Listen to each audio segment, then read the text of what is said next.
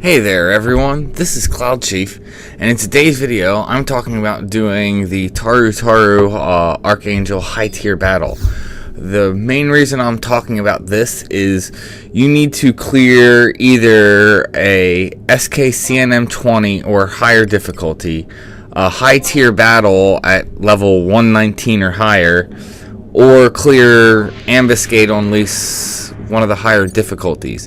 If you are not being carried or getting Link Shell members to help, in most situations I would say the Tarutaru is by far the easiest to clear, and you want to get this clear because then Oboro will allow you to, one, upgrade your Relics, Mythic, or Empyrean weapons up to 119, and he also has JSE weapons, which are really good and in some cases can be, you know, the best weapon in the game for the specific job, besides it being like a Relic, Mythic, or Empyrean type weapon.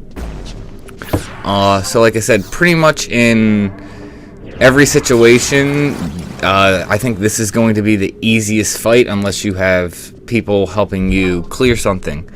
The only exception that I can think off the top of my mind would be either Summoner or Rune Fencer. If your, best leveled and geared job is Rune Fencer or Summoner, you might have an easier time doing 119 high tier battle of an avatar fight as opposed to this.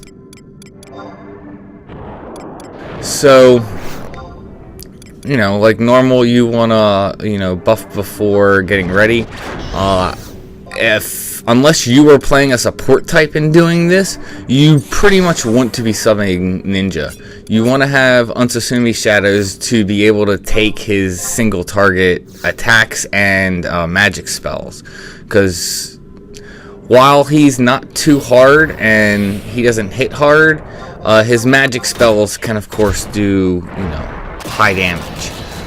The other thing to note, you notice all my trusts, they are all range types. You don't want to have a ton of people meleeing him. Like if you are coming in here as a melee or a tank, you want to try and set it up so you don't really have anyone else in melee range, because some of his TP moves can just do a lot of damage. Amon Drive right there, that's one of the biggest issues of this fight. If you get hit with that, meaning like you take damage and your shadows don't block it, you will get petrified and silenced, which is also one of the reasons why I have, multiple support NPCs. I want to be able to get status effects off ASAP, and I want to get cured ASAP. So you don't want a ton of people in range. Like, see, Shanatoa right now is within range and getting hit by it. So the nice thing is, by the NPCs being ranged, eventually when he moves around the room, all the NPCs will cluster into the center. So once they're clustered in the center, unless I'm like standing, on the side of the Taru closer to them, they really shouldn't be getting hit by TP moves.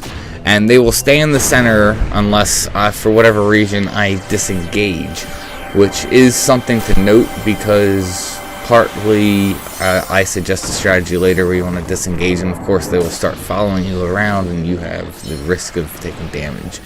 So that's one dangerous thing during the fight. The only times he's really a threat is like during TP moves. You definitely want to watch out for Amon Drive, plus some of his other moves, TP moves. His Ga spells can be dangerous, depending on whether you can take it or not. You may want to, move away from your party so you're the only one taking the Ga spell if you know you'll live through it, because you'll quickly get cured as long as you have enough support trusts. If you can't take it, you'd obviously want to move closer to your party, so that way the damage is split. But then the problem with that is, your NPCs are going to burn through your MP faster, or their MP faster, and they might cure one of the other trusts instead of you instead. So, other than that, the only major threat is when he mana fonts. When he mana fonts, he will use Meteor, and I'll talk about that when he gets to that. He also uses Blood Weapon.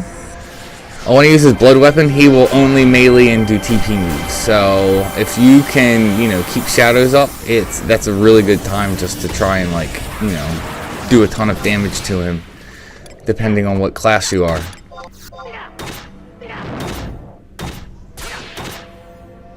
But yeah, all in all, this fight is not too bad. You do need to have at least some like 119 gear coming into it. You don't have to be completely 119 and decked out. You could still have some Sparks gear, maybe even like 109 gear that's, you know, AF or, you know, Empyrean armor. You should probably have a 119 weapon, even if it's not good, if nothing else, just for the accuracy. So that way you can make sure that you can hit him, because you need to obviously be able to connect your attacks, or, you know, you're not going to do anything.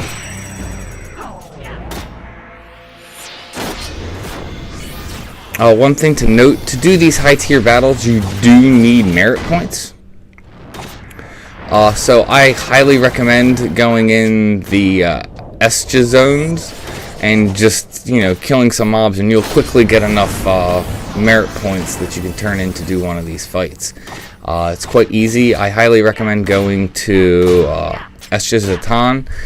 If you don't, for whatever reason, have access to that, then you should be going through Rhapsody missions. You will get access to those zones very quickly by going through Rhapsody missions, and you can definitely handle getting access to those zones if you're even close to being able to handle this fight solo.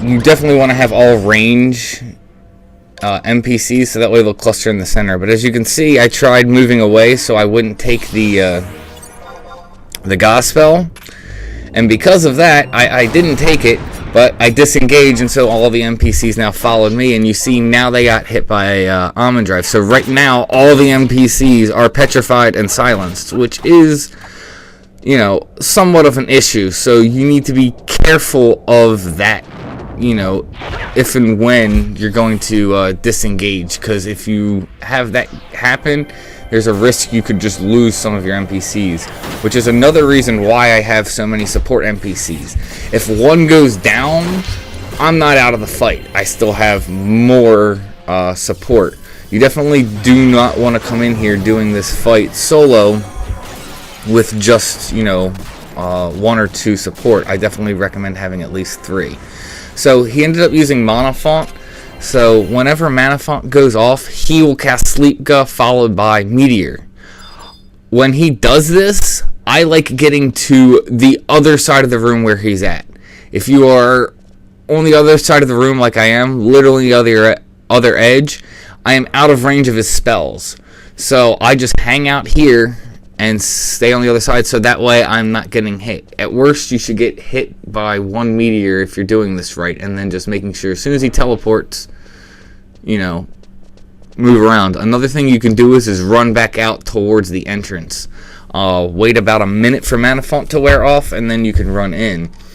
The risk of doing this, though, is the same thing that I was saying before. We disengage, so now the NPCs are following me. So when I go to re-engage, I run the risk of, you know, them getting hit by an AoE, whether it's a spell or a TP move.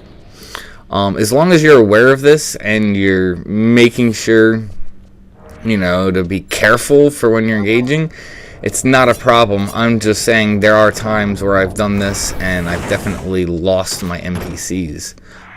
But at this point, they're pretty much restacked. He's done his, you know, used Mana Font, which is probably the biggest threat because of Meteor. But yeah, at this point now, it's just a matter of finishing the fight off.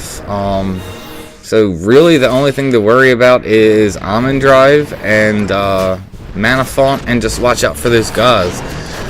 outside of that, he's pretty much a joke. If it weren't for those 3 things, you could probably do it at like 109 as long as you have enough accuracy.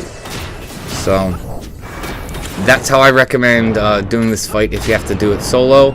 If you have some Link Shell members and people to, you know, help carry you, just doing a ambuscade run might be a better way to go about it, because you just need to clear one and you can get access to that. But, you know, in this day and age in 11, you can't always have and rely on Link Shell members. If you do, that's great.